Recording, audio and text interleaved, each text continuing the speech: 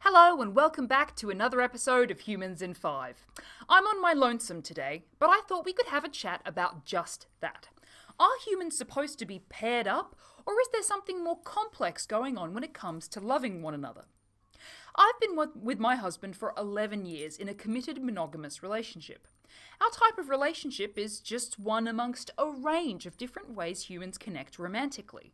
However, a number of researchers in different fields continue to debate if there really is a uniquely human way of getting together.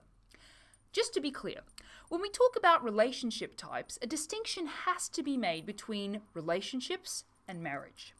Whilst marriage may now have a romantic meaning between two people in many parts of the world, this is not a universal rule. In fact, historically, marriage was an event that was more closely related to economic alliances than any romantic notions. Think bringing together different families with specific assets or access to land. The question on the minds of many people when it comes to romance and humans is whether humans are naturally monogamous. Monogamy refers to the practice or state of being in a sexual relationship with one person at a time. But that's not the only type of connection humans have.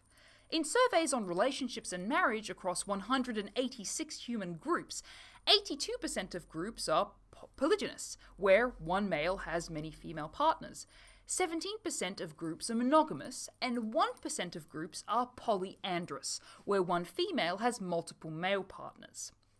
Studies of behavioral ecology and human evolution point to a few factors that could indicate that humans are naturally monogamous.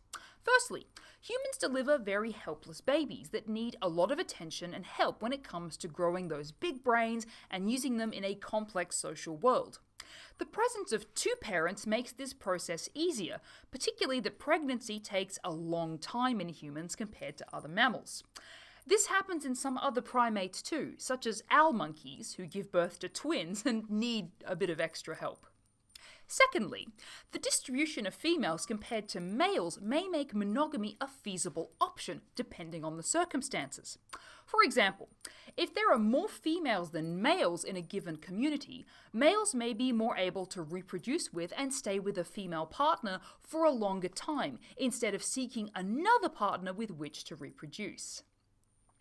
Thirdly, monogamy represents the opportunity for males to protect their infants from harm, particularly from other males. Infanticide is a real threat from other males looking to reproduce with a specific female. Remaining a couple provides an added level of protection for infants. Now, whilst these points may make sense from a biological perspective, they don't really account for the social complexity involved when it comes to relationships. In his book, Race, Monogamy, and Other Lies They Told You, Busting Myths About Human Nature, anthropologist Agustin Fuentes outlines that humans fall into the category of being socially monogamous, but not necessarily sexually monogamous. Social monogamy is a long-term living arrangement between males and females, whilst a couple practicing sexual monogamy means that they will only have sex with one another. This doesn't just happen amongst humans either. Lahr gibbons are usually socially monogamous, but they also will sometimes mate with other partners outside of the couple. Another factor to remember is the role marriage plays. That is, primarily an economic one. Pushing the idea that humans can only be monogamous benefits established systems of exchanging goods. The marriage industry, thinking about wedding dresses and venues, etc., is another driver for economic benefit when it comes to celebrating monogamy, especially if you're marrying one person at a time. So, what other relationship types are there other than monogamy? These days, relationship types tend to refer less to marriage practice and more to romantic or sexual connections. One example of this is polyamory.